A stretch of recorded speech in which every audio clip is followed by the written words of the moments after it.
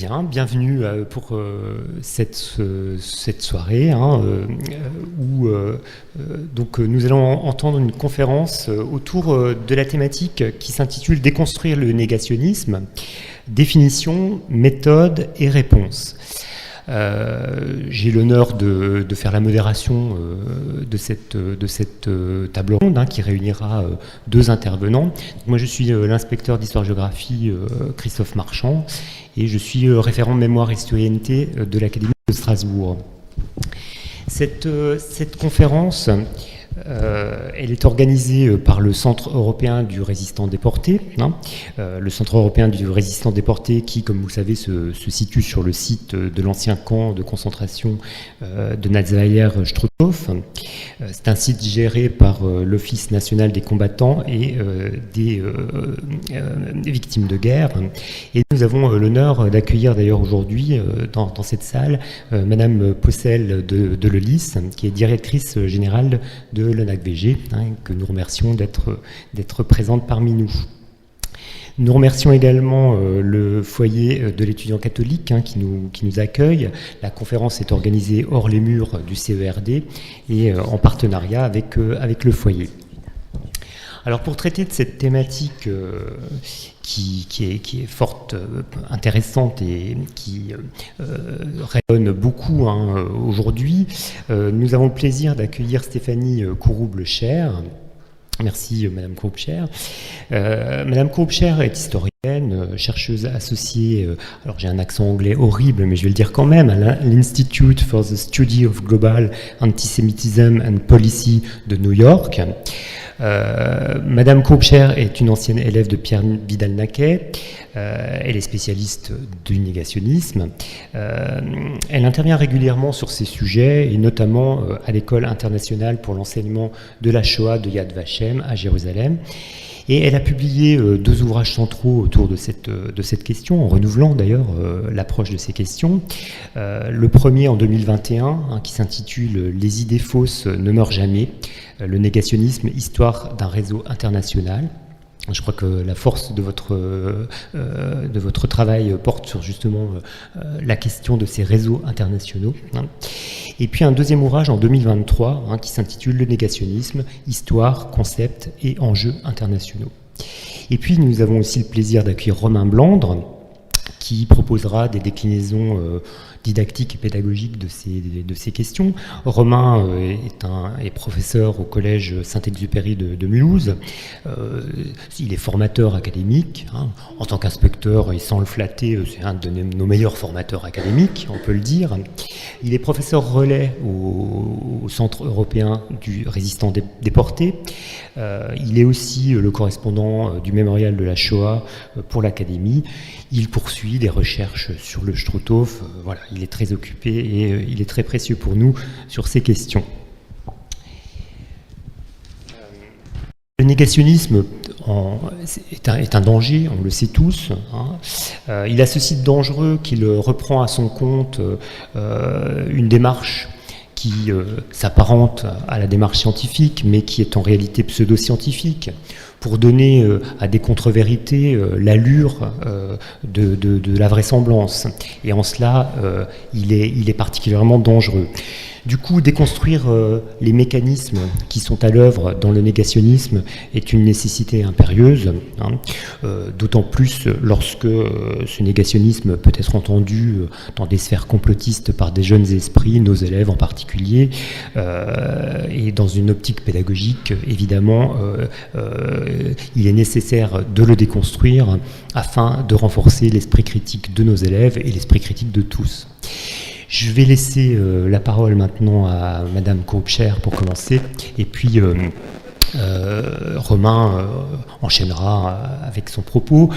Il y aura en gros une heure d'intervention, un tout petit peu plus d'une heure, qui seront suivies de questions. Donc vous pouvez évidemment préparer et anticiper des questions. Merci Christophe pour cette présentation.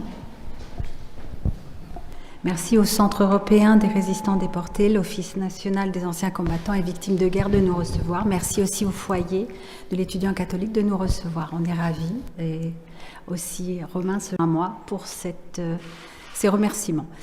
Je vais vous parler du négationnisme. J'ai peu de temps, puisque j'aimerais aussi que Romain intervienne, parce que j'ai pensé que c'était intéressant de nous avoir tous les deux sur un sujet similaire, c'est-à-dire moi plus axé sur l'international, sur le négationnisme de manière internationale, et Romain qui va plus vous parler du négationnisme sur le camp de Strudhof.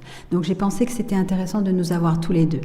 Maintenant, 40 minutes, 1 heure pour parler du sujet, vous imaginez bien que c'est un sujet qui est extrêmement vaste et que ça ne sera qu'une synthèse de notre travail, et je voulais donc justement vous avertir qu'il y aura sans doute beaucoup de questions sur le sujet parce que c'est un sujet qui est très vaste. Pour moi, il était essentiel de parler du négationnisme dans sa radicalité, parce qu'on a tendance à ne pas connaître le négationnisme, mais penser le négationnisme comme un élément pseudo-scientifique, enfin comme une organisation pseudo-scientifique, et de ne pas voir la radicalité du négationnisme. Donc c'était essentiel de bien montrer le négationnisme dans sa radicalité, et aussi des définitions. Ça va ? Ça va pas. Je vous en prie. Et aussi des définitions parce qu'on ne sait pas nuancer. Ça va mieux ? D'accord. La différence entre négationnisme, révisionnisme, distorsion. Donc j'ai envie de vraiment vous définir les termes pour mieux comprendre le négationnisme dans sa définition. Puis brièvement, je vais aborder l'évolution du négationnisme. Et après l'évolution, j'aimerais m'arrêter sur les discours du négationnisme, et Romain enchaînera aussi sur les discours, et nous aimerions à la fin tous les deux voir avec vous comment répondre au négationnisme en classe. Mais là, rien que répondre au négationnisme en classe, c'est 1 heure d'intervention généralement que je fais, donc ça va être très court, hélas, et je sais que vous serez quelque peu frustrés de ne pas avoir plus d'intervention à ce sujet-là, mais il fallait vraiment rentrer dans la définition du négationnisme avant. Donc, je commence par en fait vous présenter Stefan Bayet, qui est un terroriste allemand qui, à Halle, en Allemagne, le 9 octobre 2019, a fait un attentat terroriste. Il avait une petite caméra ici, sur son casque, et en commençant son attentat, il a dit « Bonjour, je m'appelle Anon et je pense que l'Holocauste n'a jamais eu lieu ». Il a continué le féminisme et il a continué encore « Le racisme de tous les problèmes sont les Juifs ». En fait, cet attentat terroriste est intéressant à analyser parce que, bien que Stefan Bayet soit un jeune Allemand, il a prononcé ces mots en anglais. Pourquoi en anglais ? Parce que justement, il fallait parler à sa communauté qui était sur la plateforme Twitch, qui est une plateforme de jeu et d'échange. Et donc, on voit en fait la radicalité qu'il y a dans ces plateformes où il faut faire sens et parler ensemble pour justement se présenter comme un terroriste. En même temps, le fait que pour la première fois, il a dit « Je pense que l'Holocauste n'a jamais eu lieu », on voit bien le lien entre un attentat terroriste et le discours négationniste. C'est la première fois qu'en fait, le discours négationniste s'est retrouvé dans un acte terroriste, dans le discours direct.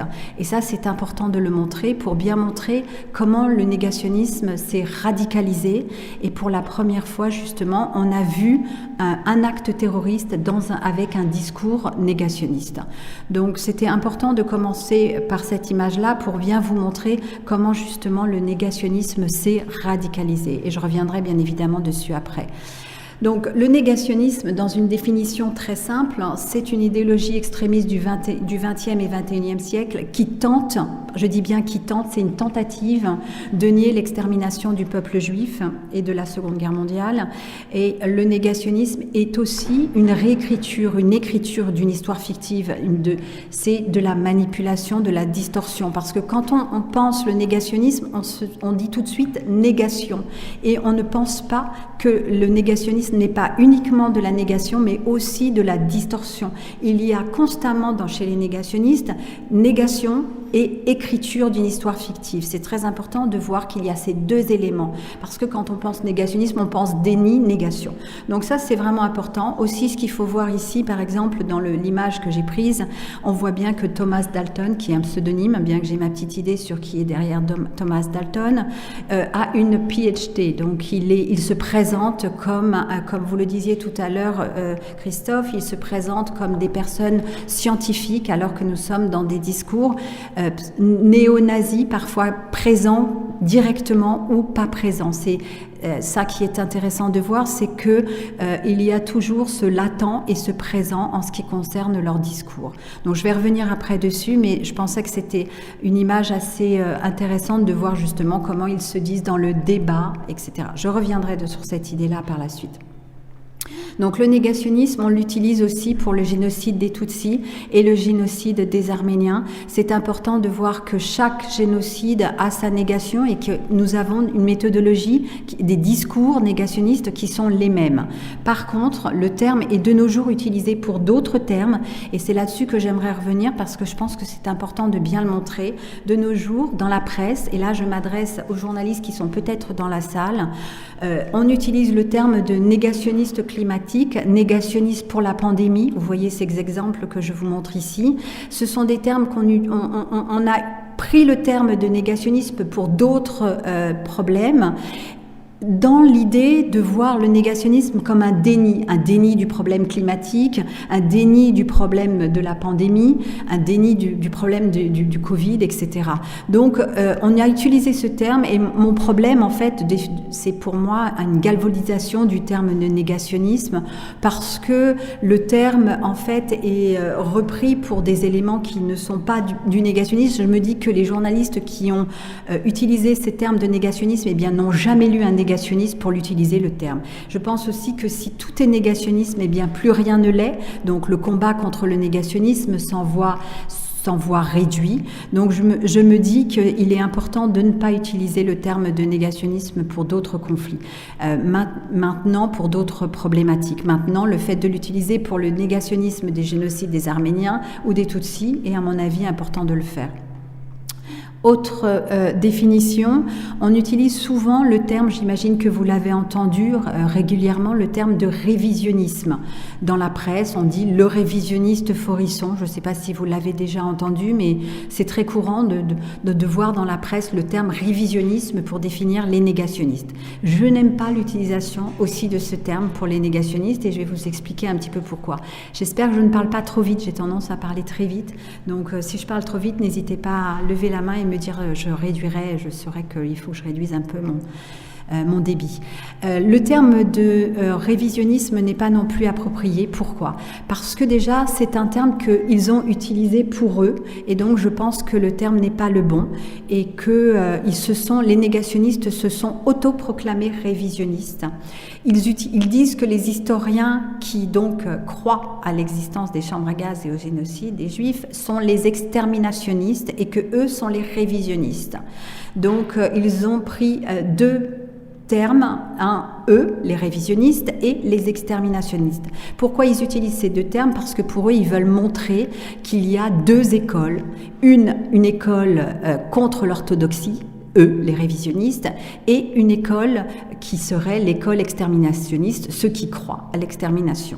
Donc, pour eux, c'est important de montrer ces deux écoles pour en fait se légitimer en tant que mouvement historique. En plus, le terme révisionnisme est souvent utilisé pour des mouvements qui sont légitimes. Par exemple, durant le procès de Dreyfus, il y avait ceux qui s'opposaient au procès de Dreyfus, on les appelait le mouvement révisionniste.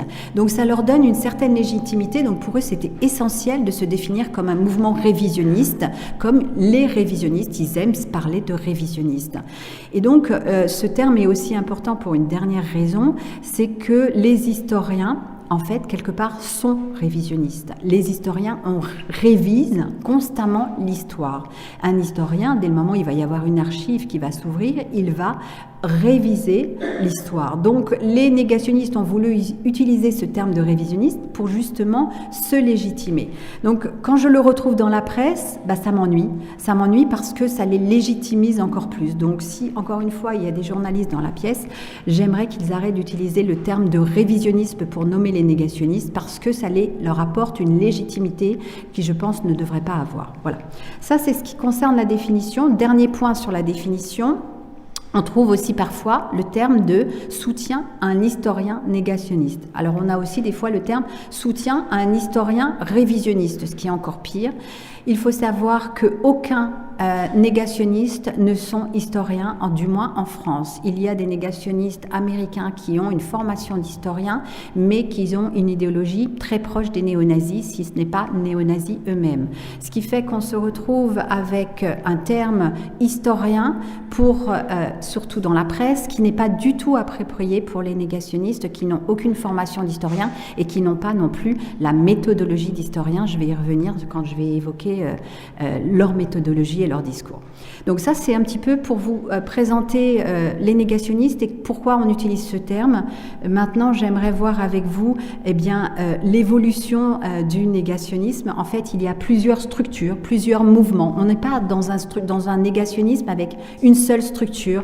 Il y a plusieurs associations, plusieurs maisons d'édition, plusieurs revues, donc on se retrouve avec plusieurs auteurs négationnistes qui ont des ouvrages, et c'est ce que je vais vous montrer un petit peu dans l'évolution brièvement avec des photos du négationnisme. Je vais faire vite parce qu'on n'a pas le temps, mais l'évolution du négationnisme se passe sur des années qui sont depuis la fin de la guerre jusqu'à nos jours. Je vais très brièvement vous expliquer l'évolution du négationnisme. Ça va ? Ok. Et donc, on a par exemple Johan van Leers, qui est un ancien collaborateur de Goebbels, qui s'est retrouvé en Argentine après la guerre, ancien nazi, qui a constitué par exemple Der Weg, qui est donc une revue qui était fondée en Argentine et qui a commencé à développer le négationnisme. Il faut savoir que justement, donc en lien avec des néo-nazis, ils ont commencé dans leur revue à quelques endroits donc développer des propos négationnistes en expliquant qu'il y avait moins de morts. Je reviendrai sur leurs argumentations par la suite. Mais donc on a quelques revues. C'est véritablement au début des propos dans quelques articles. On n'est pas dans des livres entiers. Au début, c'est ainsi que ça a été fait. Par la suite, on a les premiers ouvrages négationnistes, donc dans les années 70. Ça, c'est les deux premiers ouvrages très importants négationnistes aux États-Unis qui ont développé toute une argumentation négationniste, et je reviendrai après sur leur argumentation pour bien que vous compreniez comment ils ont évolué, où ils ont repris donc le mythe du 6 millions. C'était les termes donc qu'ils reprenaient, et cette argumentation du mythe des 6 millions a été repris par la suite dans les différents ouvrages. Donc, on a après les premiers scandales négationnistes, je passe dans le temps, excusez-moi, mais je dois aller vite. Ça, c'est les premiers ouvrages et les brochures. En fait, c'est intéressant de voir que parfois, ils avaient besoin de publier des brochures très courtes parce que les brochures très courtes leur permettaient de traduire très rapidement leurs ouvrages, enfin leurs brochures. Et donc, il fallait faire vite pour produire leurs brochures dans toutes les langues. Donc ça, c'est les premiers ouvrages négationnistes où tous les ouvrages sont consacrés au négationnisme avec une argumentation complète. Donc, vous avez l'ouvrage de Robert Faurisson, l'ouvrage de Arthur Boots, l'ouvrage de David Harwood et puis un ouvrage de T. Christopherson qui était en fait une brochure. Donc ça, c'est les premiers scandales négationnistes dans les années 80. Je vais plus vite pour maintenant vous parler de la méthodologie et de la typologie des arguments négationnistes et leur agenda politique. J'ai essayé de, en fait, développer une rhétorique des arguments négationnistes pour pouvoir plus, parce que c'est en fait très complexe, parce que les ouvrages négationnistes sont parfois des ouvrages de 500 pages. Il y a des fois une production d'auteurs qui est de 100 ouvrages, donc nous sommes dans une production intense d'ouvrages négationnistes et nous avons donc de nombreux arguments négationnistes, tout un discours, et j'ai essayé de couper un petit peu dans une typologie de ces différents arguments négationnistes pour pouvoir plus facilement vous expliquer brièvement les arguments négationnistes. Donc le premier, c'est une négation de l'innocence des victimes. Qu'est-ce que ça veut dire? Ça veut dire que, en fait, on nie le fait que les victimes sont innocentes. C'est-à-dire, pour eux, les Juifs sont responsables de la guerre. Et excusez-moi, mais je m'excuse si mes propos vont choquer certains anciens déportés ou certaines personnes, puisque je vais reprendre ici les propos des négationnistes. Donc je m'excuse si je vous choque, mais hélas, il faut en passer par une description des propos négationnistes et c'est maintenant que je vais le faire. Donc les Juifs sont responsables de la guerre, c'est ce que vont vous dire les négationnistes. Donc ça, c'est un exemple, il y en a d'autres, comme je viens de vous dire. Et ce premier exemple, cette première argument est repris aussi par toute la propagande nazie. C'est un argument qui est très développé dans la propagande nazie, de dire que les Juifs sont responsables de la guerre, étaient responsables de la guerre. Les négationnistes vont reprendre cet argument. Autre argument que je vous dis là, négation de la volonté du crime. Donc ils vont dire qu'il n'y a aucune preuve que Hitler voulait l'extermination. C'est un argument qui est repris à plusieurs exemples. Il y a une négation de l'ampleur des crimes, donc le nombre de victimes est exagéré, etc. Ils vont reprendre cette idée-là. Le dernier exemple qui est le plus important et qui va être repris énormément de nos jours et qu'on retrouve dans les réseaux sociaux, dans toutes les plateformes, c'est l'idée, bien évidemment, que les chambres à gaz n'ont pas existé. Et cet argument-là, ils vont le reprendre énormément.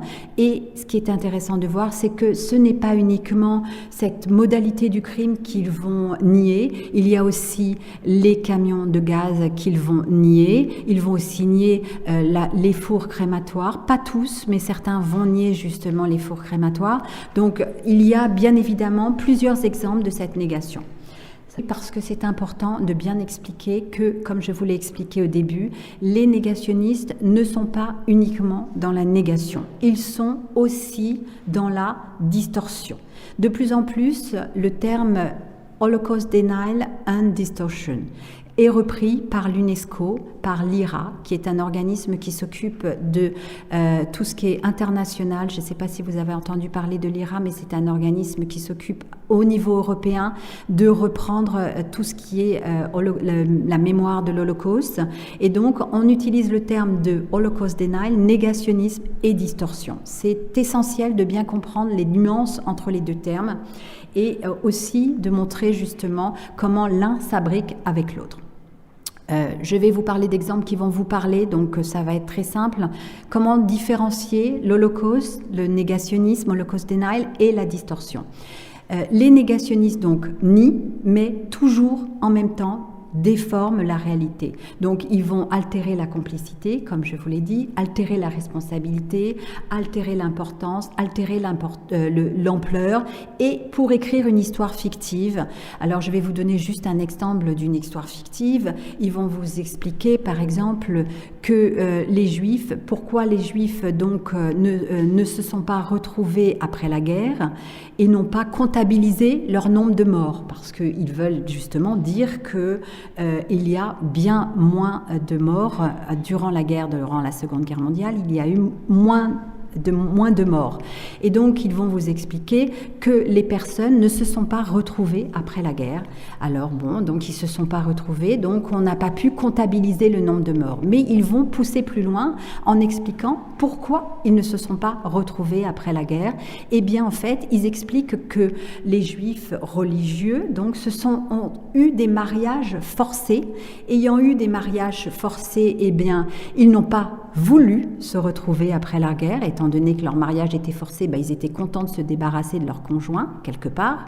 Et donc, vu qu'ils ne se sont pas retrouvés après la guerre, eh bien, ils n'ont pas comptabilisé le nombre de morts, ou ils n'ont pas comptabilisé leur conjoint en tant que mort. Ils n'ont pas cherché à retrouver leur conjoint. Voilà jusqu'où ils poussent leur argumentation. Je ne sais pas si vous avez compris leur logique, jusqu'où ils ont poussé leur logique pour justement essayer d'expliquer pourquoi les morts ne sont pas comptabilisés. Alors après, ils vont vous dire que les morts étaient sous des faux noms. Il y avait des Juifs qui sont retournés après la guerre et ils se sont inscrits sous des faux noms. Donc, s'ils sont sous des faux noms, eh bien, ils sont plus nombreux qu'on ne le pense.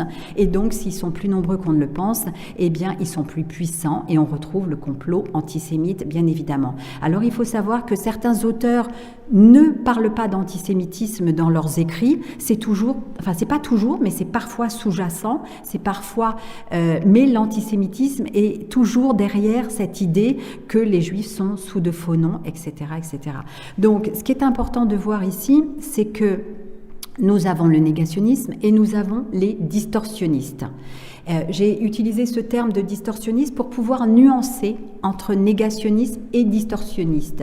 Nous retrouvons, les négationnistes sont distorsionnistes, par contre, certains distorsionnistes ne sont pas négationnistes, ils vont juste altérer la complicité, altérer l'ampleur, mais il ne pousse pas jusqu'à nier. Par exemple, Éric Zemmour a été accusé de négationniste parce que la loi le permettait, parce que la loi inclut la distorsion de la Shoah, mais Éric Zemmour n'a jamais nié les chambres à gaz, n'a jamais été négationniste dans le sens où il n'a pas poussé, il est toujours resté dans la distorsion, dans l'altération de la responsabilité du régime de Vichy, dans la collaboration, à nier cette collaboration. Donc il faut bien voir la différence entre le négationnisme et la distorsion. Et c'est essentiel de bien montrer la différence parce que nous nous retrouvons dans les pays d'Europe de l'Est, par exemple, avec des États nationalistes qui de plus en plus vont distordre, altérer la responsabilité et non pas nier les chambres à gaz ou nier l'ampleur du crime. Voilà, donc ça c'est important de bien montrer la différence. Pour montrer cette différence, j'ai pris un exemple, c'est sur YouTube. Un site qui s'appelle Je révise avec toi, qui est très bien fait, de comment aider les élèves à écrire, à réviser ses cours d'histoire. C'est un site qui est très pédagogique, qui est très intéressant, mais il y a un mais, et c'est très important de le dire, il y a une vidéo sur la Seconde Guerre mondiale, et la vidéo sur la Seconde Guerre mondiale, eh bien, va réviser, déformer l'histoire de la Seconde Guerre mondiale, où Hitler n'est pas... on ne montre pas l'antisémitisme, où on met sur le même plan les crimes et Auschwitz ou les camps de concentration, et on ne parle pas de camps d'extermination dans la vidéo, et où on met sur le même plan les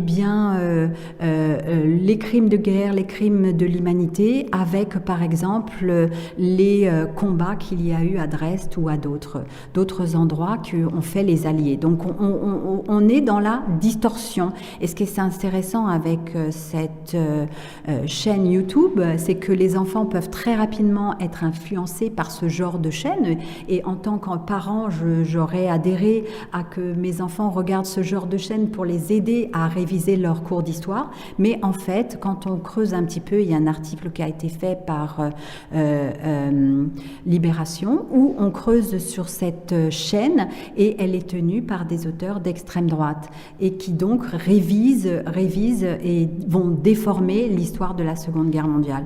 Donc voilà, c'était un exemple intéressant pour vous montrer la différence entre le négationnisme et la distorsion. Donc maintenant, brièvement sur la méthode, comment font les négationnistes. Alors je vais peut-être pas rentrer dans tous les détails, je ne sais pas combien de temps il me reste, mais... Oui, c'est bien, d'accord. Donc pour maintenant, sur la méthode des négationnistes, comment les négationnistes, avec toutes les preuves que nous avons, comment les négationnistes ont réussi à s'imprégner dans l'espace public et comment ils ont réussi à avoir un tel succès quelque part, bien que évidemment il y a une réfutation à ces propos, mais en même temps on les retrouve dans l'espace public. Donc comment nous en sommes arrivés à cet exemple. J'ai divisé ici un petit peu sur Aristote, le logos, le pathos et l'éthos, parce que je pensais que c'était intéressant de voir la différence justement. Il y a une logique dans leurs arguments et un illogisme aussi, donc c'était intéressant de montrer. Je ne vais pas rentrer dans les détails parce que Romain va nous prendre justement des exemples très précis, mais nous sommes dans l'hypercriticisme de la preuve et Romain nous donnera des exemples qui nous permettront de mieux expliquer, mais il nie constamment la preuve, que ça soit la preuve des déportés.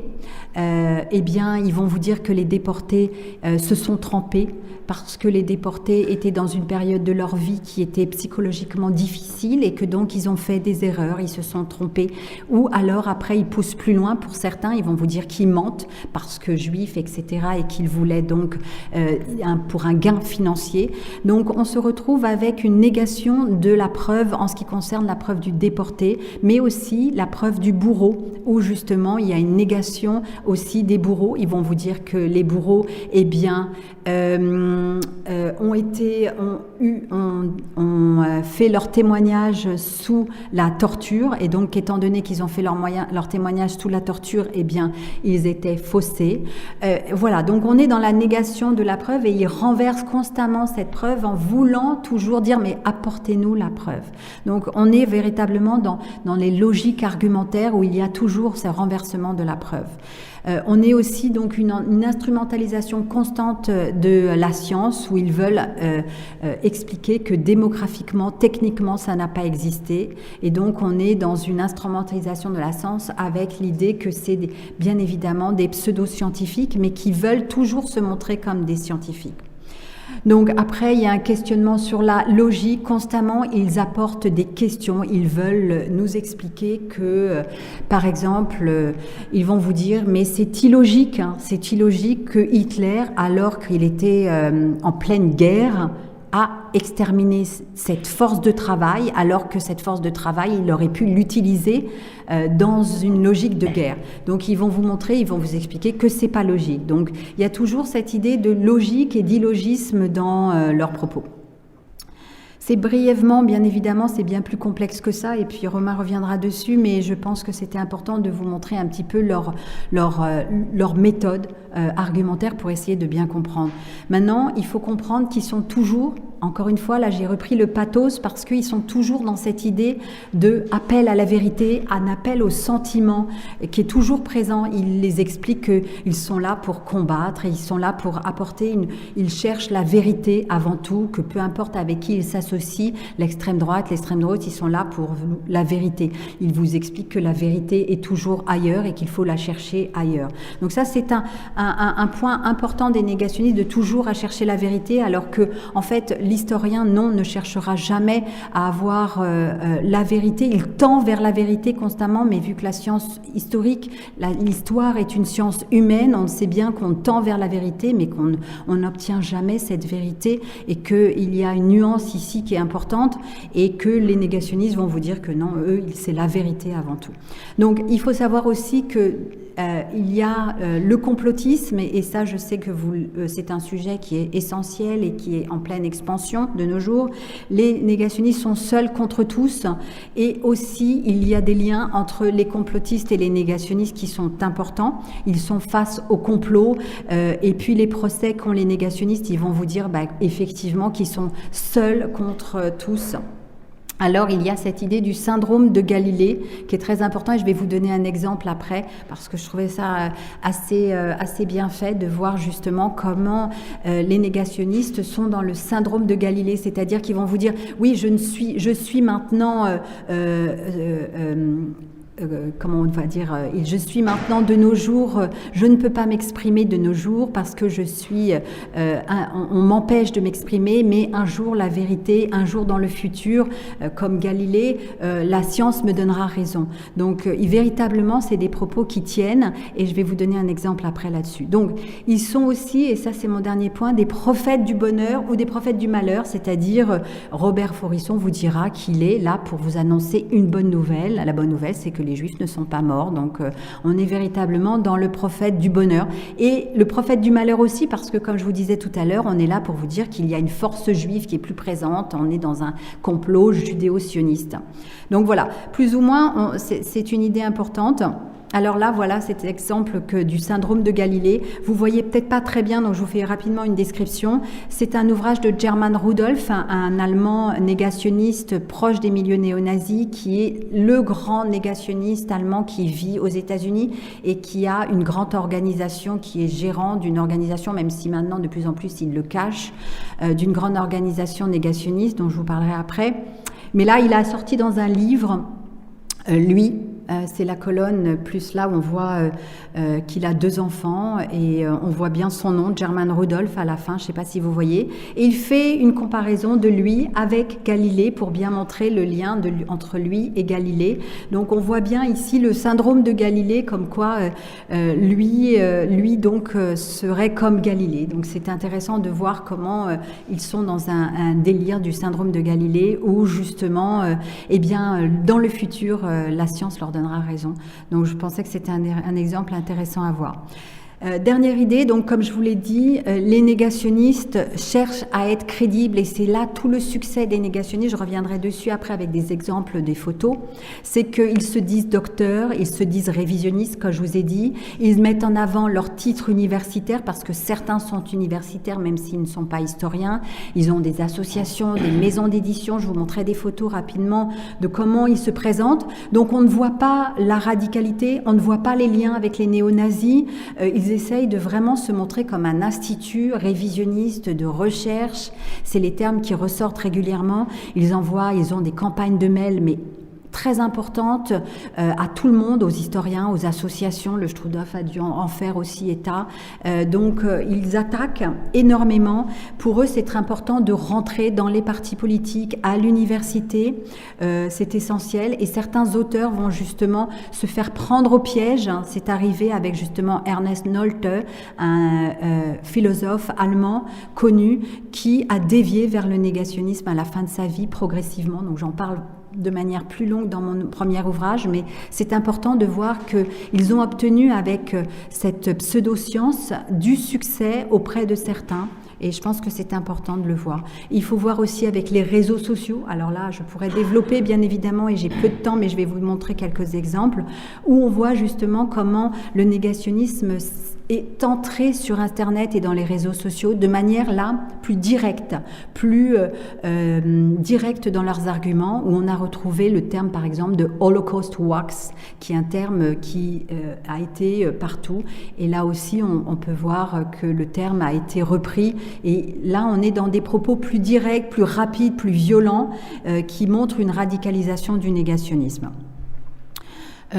Donc le but est aussi de créer du scandale, ça c'est important pour les négationnistes et c'est le dernier point, avant de vous montrer quelques photos et de passer la main à Romain, c'est de voir justement que les liens entre les néo-nazis, effectivement comme je vous l'ai dit, ils cherchent à se rendre crédibles, mais toute personne qui cherche un petit peu prouvera trouver derrière les liens avec les néo-nazis. Par exemple, Robert Faurisson, dans les années 70, alors qu'il publiait son article dans Le Monde, une tribune libre, en disant que les chambres à gaz n'avaient pas existé, eh bien Robert Faurisson se retrouvait en même temps, au même moment, à la fin des années 70, dans une conférence d'un parti néo-nazi aux États-Unis. Et donc, on le sait peu, mais en même temps, pour qui veut trouver, pourrait le trouver. Donc, on voit bien les liens qui peuvent exister entre un négationniste français, et très tôt, en fait, entre un négationniste français et des mouvements néo-nazis.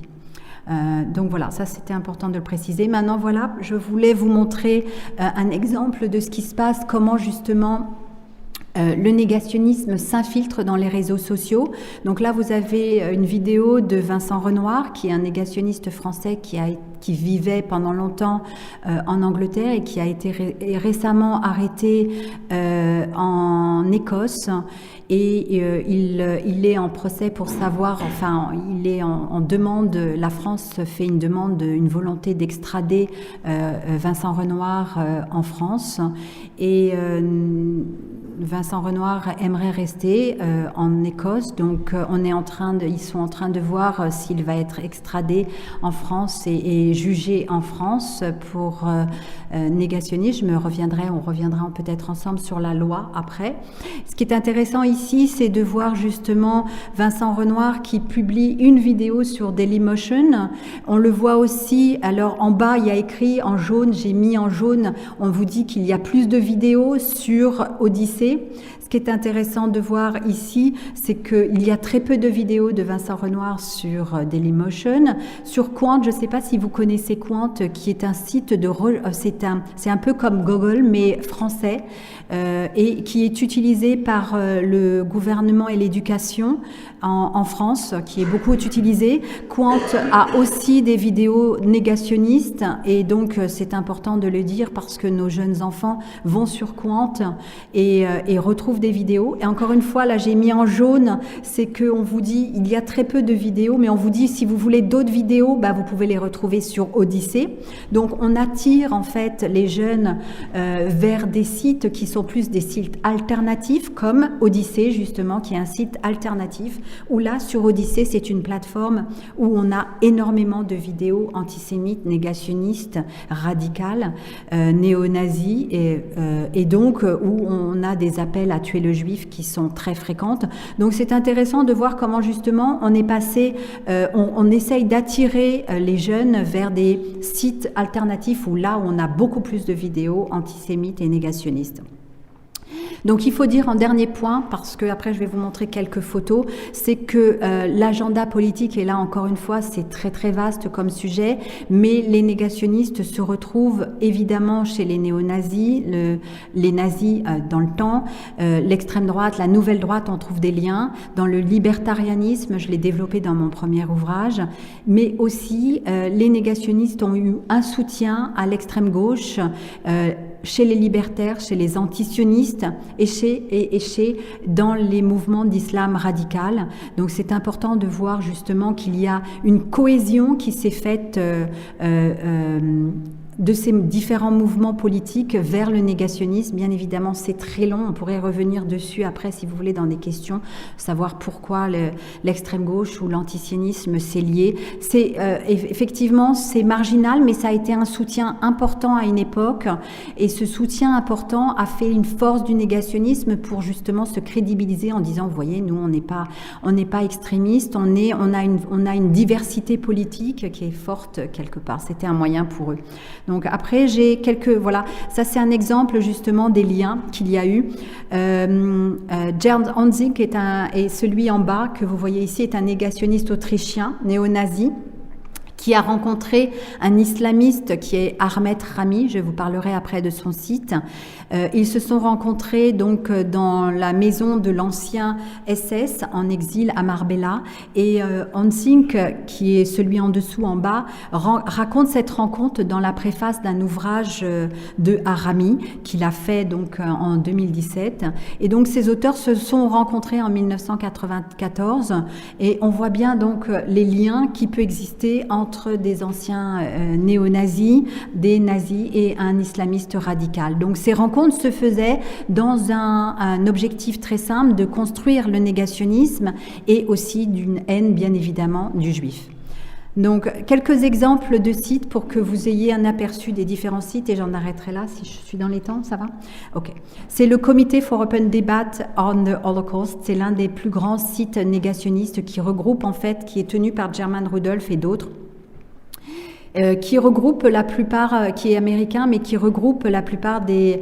il y a forums, il y a des débats. Ils ont récemment créé une encyclopédie de la Shoah pour justement apporter une crédibilité à leurs arguments. Donc rien n'indique bien évidemment qu'on est dans un antisémitisme, un néo-nazi, rien n'est dit, c'est véritablement dans une volonté de faire Committee for Open Debate, donc c'est dans l'idée d'ouvrir un débat sur l'Holocauste, donc c'est très intéressant de voir leur stratégie médiatique. Radio Islam, qui est beaucoup plus direct, qui est le site justement de Rami, mais bien que Rami s'est toujours défendu que ça soit son site, mais ça n'empêche qu'il a des liens derrière, et on est véritablement là dans un antisémitisme beaucoup plus violent. Tous les ouvrages négationnistes se retrouvent sur ce site. Inconvénient historique est aussi récent, mais il prend une certaine crédibilité, une volonté d'apporter une crédibilité au mouvement négationniste. Il est depuis quelques années, de nombreux articles, tous les négationnistes se retrouvent à créer des articles sur ce site. Archives Faurisson, donc c'est toutes les archives de Faurisson qui ont été reprises sur ce site. C'est important de voir que même si Robert Faurisson est mort, eh bien ses archives sont toujours sur Internet. Là, Vincent Renoir, comme je vous ai dit, c'est son site, même si Vincent Renoir est en prison, son site est toujours actif. Il a ses acolytes qui travaillent pour lui et qui activent son site et vend des ouvrages négationnistes. Acribia est une maison d'édition française qui a la plupart des ouvrages négationnistes et distorsionnistes. C'est Jean Plantin qui est derrière cette maison d'édition et qui vend des ouvrages négationnistes et distorsionnistes en France. Donc c'est tout le problème de justement ces ouvrages qui sont encore vendus, donc avec l'antisémitisme qui peut être derrière. Voilà, ça c'est en Iran, une manifestation parce que les négationnistes sont proches de l'Iran. On voit la plupart ici des négationnistes qui ont fait une conférence internationale en Iran. Il y a aussi, vous voyez dans le fond, un juif orthodoxe de Natura Carta, qui est un mouvement antisioniste tellement fort qu'ils se sont retrouvés, et ça a fait scandale à l'époque parce qu'ils se sont retrouvés justement dans ce mouvement négationniste.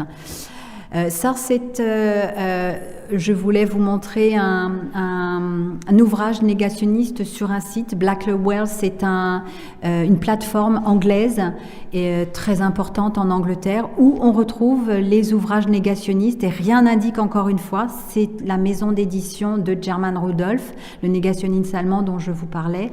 Et sa maison d'édition s'appelle Holocaust and Books Series.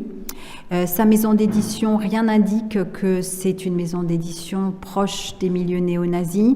Et le titre aussi, The Chemistry of Auschwitz, donc tout cherche à montrer la crédibilité. C'est un ouvrage qui cherche à détruire tout ce qui est en rapport avec la chimie. German Rudolph a fait des études de chimie. Il se dit encore chimiste alors qu'il n'est pas du tout chimiste, qu'il a eu juste une formation de chimiste et que les arguments bien évidemment de ce chimiste entre guillemets ont été démontés par des vrais chimistes et qu'on retrouve sur d'autres sites dont on vous parlera par la suite. Là, je finis là-dessus parce que c'est important de montrer les marches nazies en Europe. En 2023, c'est un rapport qui a été fait par une organisation juive et une organisation allemande financée par le gouvernement allemand qui montre justement sur les marches alors nazies parce qu'il y a ce qu'on appelle le offline et le online, c'est-à-dire online, donc tout ce qu'on voit sur les sites internet et le offline, c'est-à-dire tout ce qu'on voit de nos jours dans la vie réelle. Et donc les marches nazies en Europe, il y a été analysé dans ce rapport 12 marches nazies qui ont eu lieu en 2022 je crois, et on voit donc dans ces marches nazies des pancartes avec le négationnisme, la banalisation, la trivialisation de la Shoah qui étaient donc dans ces marches nazies. Donc il faut comprendre que pour eux, ces néo-nazis, l'argument négationniste est très important, ça leur permet de faire renaître le nazisme en détruisant, ils détruisent tout ce qui est les crimes nazis. J'espère que c'est bien clair que leur but c'est de faire renaître le nazisme, et pour faire renaître le nazisme, ils doivent nier les crimes nazis. Voilà. Je crois que c'est tout. Là, après, c'est faire face au négationnisme donc, que nous allons développer ensemble sur comment répondre au négationnisme. Je laisse la parole à Romain qui va vous parler donc, d'un cas précis en ce qui concerne le Strudhof. Je t'avance le micro. Merci.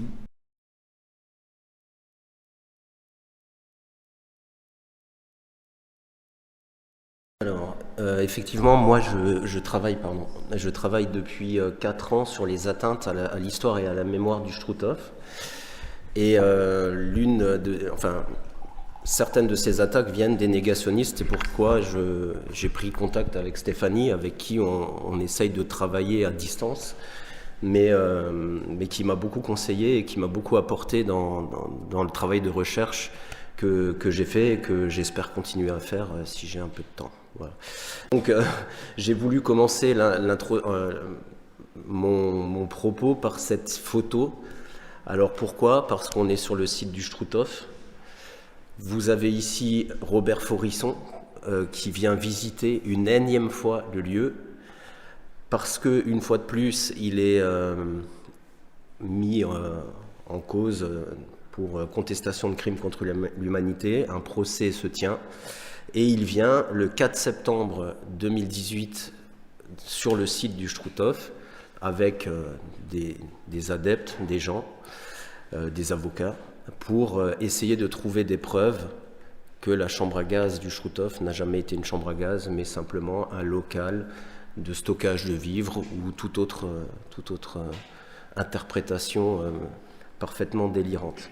Alors, si je vous montre aussi cette photo, c'est parce que à peine un mois plus tard, ce monsieur va mourir. Et ce que j'essaye de faire passer comme message, c'est que le Struthof, pour lui, c'est une véritable obsession. À partir de 1976, date de son premier article où il remet en cause l'histoire du Struthof, jusqu'à ces derniers jours, il va porter atteinte régulièrement, au fil du temps, sur ses sites internet, dans des livres, dans des articles, il va porter atteinte à l'histoire et à la mémoire du Struthof.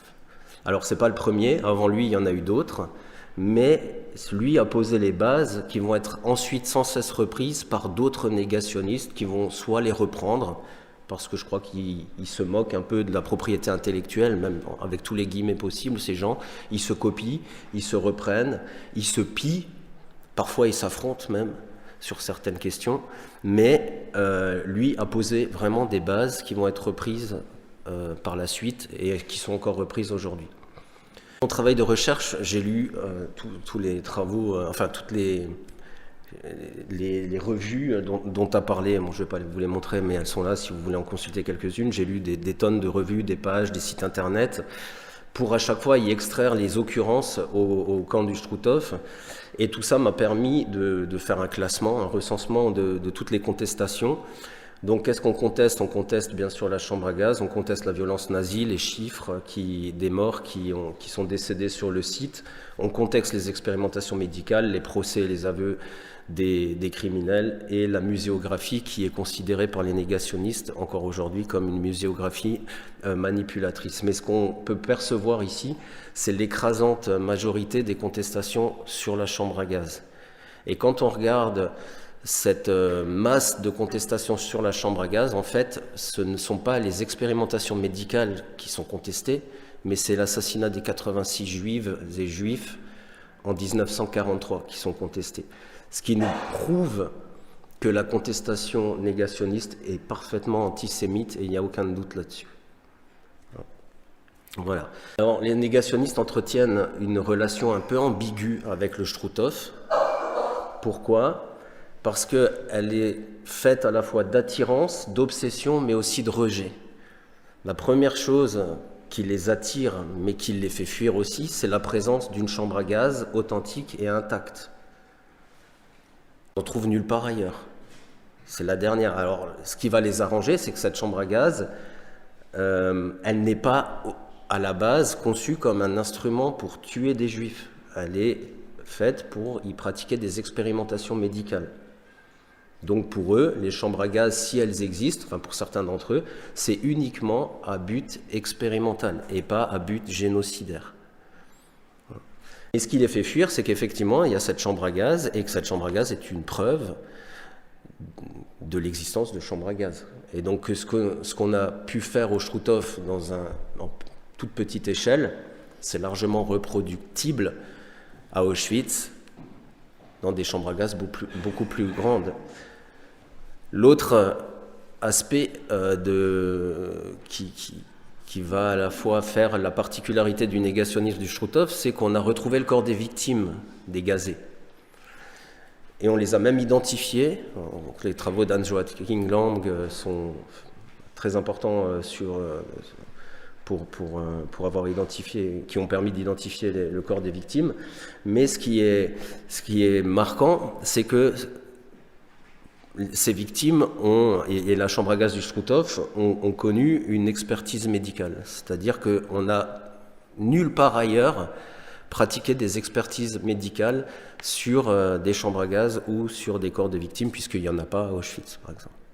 Voilà. Et donc parmi ces expertises médicales, il y en a une en particulier qui va beaucoup intéresser Robert Faurisson. C'est la première hein, que vous voyez à gauche du coup, qui date du 1er décembre 1945, qui a été faite par un toxicologue parisien, Dr Fabre, et qui va conclure que dans le corps des victimes retrouvées à l'Institut d'anatomie de Strasbourg, il n'y a pas de traces d'acide cyanhydrique. Voilà. Et donc, pour Robert Faurisson, ce document, c'est le document providentiel par lequel il va répéter la même rengaine négationniste, c'est-à-dire si au Chroutoff, où on a trouvé le corps des victimes, on n'a pas de preuves qu'ils ont été gazés, ailleurs, c'est exactement la même chose, le gazage n'a pas existé. Et il va répéter en boucle dans la plupart de ses discours et de ses écrits, si au Chroutoff c'est comme ça, on n'a pas de preuve de gazage, alors qu'il y a une expertise médico-légale, alors ailleurs c'est pareil, il n'y a jamais eu de gazage non plus. Voilà. Alors le dernier élément qui est important à dire, c'est que le camp du Chroutoff, après la guerre, du moins pendant la guerre, mais après la libération de l'Alsace, a servi d'instrument d'épuration. Et donc c'est à l'intérieur de ce camp qui va enfermer des gens accusés de collaboration, parfois de façon réelle et parfois de façon erronée. C'est à l'intérieur de ce moment-là, dès 1944, sur le lieu même où le crime a été commis, que des personnes vont commencer à le nier. C'est ce que j'ai appelé, moi, des protonégateurs. Bon, ça, c'est un peu une digression par rapport à la thématique du jour. Alors, moi, j'ai réussi à me procurer les archives du procès Faurisson. Procès qui n'est jamais allé jusqu'au bout, puisque Faurisson est décédé quelques semaines avant de passer au tribunal à QC. Et donc là, vous avez en fait la liste des pièces que la défense, donc l'avocat de Faurisson, a fourni aux parties civiles, la LICRA qui portait plainte contre lui. Et donc ce qui est assez intéressant, c'est que vous voyez qu'il met en avant le fameux rapport Fabre. Ensuite, on va sélectionner des documents historiques d'historiens reconnus, Klarsfeld, Pressac et tout ça, etc. Sauf que ce sont des recherches largement dépassées aujourd'hui, suite à l'avancée des recherches sur la Shoah et le génocide des Juifs. Et ensuite, qu'est-ce qu'il va faire? Il va fournir 8 articles qui assènent les mêmes vérités négationnistes. Et ça, en fait, c'est une technique qu'il a inlassablement répétée durant ses procès. Alors, ce que je voulais vous montrer pour déconstruire le discours de Faurisson, puisqu'on est là pour ça aussi, et des négationnistes en général, c'est justement son utilisation du rapport Fabre. Puisque le rapport Fabre, en fait, effectivement, là vous avez la conclusion. Conclusion stabilotée et annotée pas par moi, mais par Faurisson. Le rapport Fabre dit quoi dans ses conclusions? Dans les viscères conservés dans le liquide conservateur, alcool plus formol, et requis à des fins d'analyse, il n'y a pas été décelé de toxiques volatiles. Là, ce document, pris comme ça, lui donne raison. Sauf qu'en fait, ce qu'il oublie de lire, c'est la suite. C'est-à-dire que le professeur Fabre dit quoi?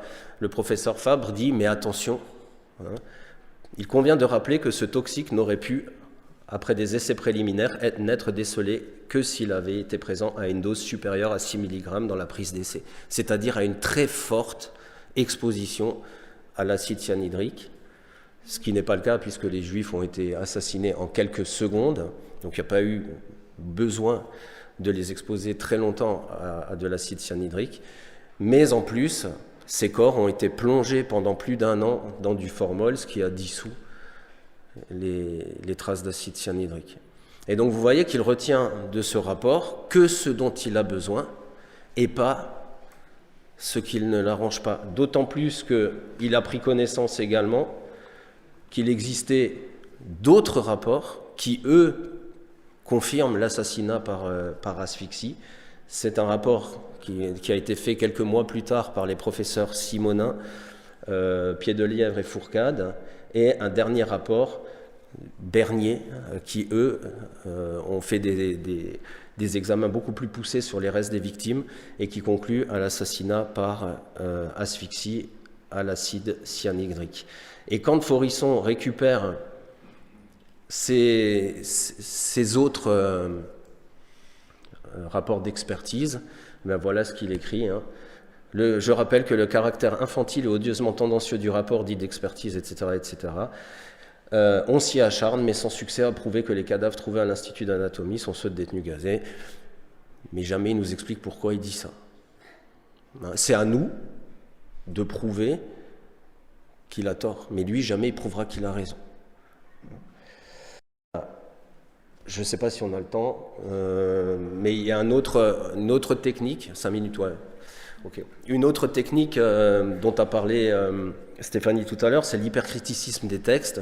Donc là, ça va aller très vite. Hein. Donc j'ai pris l'archive Faurisson, j'ai ressorti cet article sur la prétendue chambre à gaz, les 3 confessions successives et contradictoires de Joseph Kramer. Donc en fait, qu'est-ce qu'il explique? Il explique que le commandant du camp qui a procédé au gazage des victimes juives s'est contredit dans ces trois dépositions. Donc qu'est-ce que j'ai fait? Pendant pratiquement une journée, j'ai passé 8 heures sur les 3 dépositions et je suis allé chercher les contradictions telles que Faurisson les expose dans son... Voilà, elles sont là dans son article, et effectivement, vous avez des divergences entre le premier témoignage et la deuxième déposition. Et si je dis premier témoignage, c'est parce qu'effectivement, la première déposition, Joseph Kramer est convoqué comme témoin. La deuxième, il est convoqué pour être inculpé. On n'est pas du tout dans le même contexte, mais ça, Faurisson s'en moque. Hein. Donc quand il est témoin, il va balancer des trucs, enfin il va balancer des infos sur ce qui s'est passé. De toute façon, il n'est pas mis en cause, c'est les médecins nazis qui sont mis en cause. Il n'a fait que répondre à leurs ordres. Dans l'autre témoignage, il est inculpé. Et là, il va commencer à se rétracter. Et puis surtout, il sait qu'une semaine après, il est exécuté, parce qu'on est le 6 décembre 1945, quelques jours plus tard, il est fusillé. Donc il n'est pas du tout dans le même contexte. Mais surtout, ce qui est intéressant, c'est qu'il va simplement s'attacher à des micro-détails. C'est-à-dire que dans un témoignage, Kramer dit « J'ai reçu l'ordre de gazer les Juifs dans la chambre à gaz du Struthof » et dans l'autre témoignage, « J'ai reçu l'ordre de construire une chambre à gaz au Struthof ». Dans un témoignage, j'ai fait le mélange à l'extérieur de la chambre à gaz entre les sels cyanhydriques et de l'eau pour ensuite les faire rentrer. Dans le deuxième témoignage, le mélange s'est fait à l'intérieur de la chambre à gaz. Il y avait déjà des sels cyanhydriques, je n'ai mis que de l'eau dessus. Mais en fait, même si ces 2 textes se contredisent sur des micro-points comme ça, ils ne se contredisent pas sur l'assassinat des Juifs, l'un comme l'autre le dit. Sauf que ces contradictions, ou bien ici, cette faute d'orthographe malheureuse qui a été faite, au lieu d'écrire Natzwiller, c'est écrit Nutzwiller. Voilà, et ben ça suffit à Faurisson pour dire que ces 3 dépositions sont invalides parce qu'il y a des petites contradictions. Voilà. C'est repris par des adeptes. Stéphanie a parlé de Vincent Renoir qui a fait un site internet consacré à un moment au Struthof qu'on peut encore malheureusement trouver en ligne. Et là, c'est pareil, il y a une autre technique, c'est la technique du millefeuille argumentatif, c'est-à-dire que là, vous avez Vincent Renoir qui va nier l'existence de l'assassinat des Juifs au Struthof. En 20 minutes, il vous donne plus d'une douzaine, enfin moi j'avais calculé une douzaine d'arguments. C'est-à-dire que quand vous prenez ça dans la figure, avec des archives qui défilent en rafale, effectivement, vous pouvez vous dire, le mec, il est balèze, il sait de quoi il parle, il enchaîne les arguments les uns après les autres. Et donc, il donne l'illusion, c'est l'ethos, hein, c'est-à-dire il donne l'illusion, non, le logo c'est l'ethos, hein, il donne l'illusion d'être un grand scientifique qui a étudié le problème. Sauf qu'en fait, quand on reprend tout ça, on se rend compte que tout ce qu'il raconte est faux. Tout. À tel point, et là, peut-être enchaîner, enfin, je ne sais pas qui... Oui, tout à fait. À tel point que, en classe, je suis au collège Saint-Exupéry à Mulhouse, établissement d'éducation prioritaire, j'ai fait le travail avec les élèves, c'est-à-dire que j'ai envoyé la vidéo de Renoir, on a sorti ses arguments, et ensuite, on les a démontés avec la science historique, avec les preuves historiques. Voilà. Alors c'est à la fois un travail de lecture des archives, mais aussi un travail de sciences physiques, puisque, bon bref, on en parlera plus tard, mais le prof de physique a démontré que si c'était possible de gazer en reproduisant un gazage non homicide dans la salle de classe, hein, rassure. Voilà. Mais ce qui est intéressant, c'est qu'après, j'ai demandé aux élèves d'écrire une lettre à Vincent Renoir. Alors bien sûr, on ne lui a pas envoyé, mais là, dans cette lettre, la gamine, enfin la jeune élève, pardon, qu'est-ce qu'elle fait? Elle lui dit, si nous, élèves de 3e, on est capable de le voir, que vous êtes trompés, vous, ingénieur, parce qu'il est ingénieur et prof de maths, bon, prof de maths, quoi. Mais elle lui dit, si un élève de 3e est capable de voir que vous vous êtes trompé, vous-même, vous êtes un menteur, parce que vous auriez dû, avec votre formation, comprendre que vous vous êtes trompé. Et donc là, en fait, c'est ce que va dire tout de suite Stéphanie, c'est que l'esprit critique, tel qu'on doit l'enseigner en classe, est fondamental pour lutter contre le négationnisme. Ouais. Super, merci beaucoup. Je vais faire vite. Il nous reste combien de temps? Quelques minutes. Alors, je vais faire vite.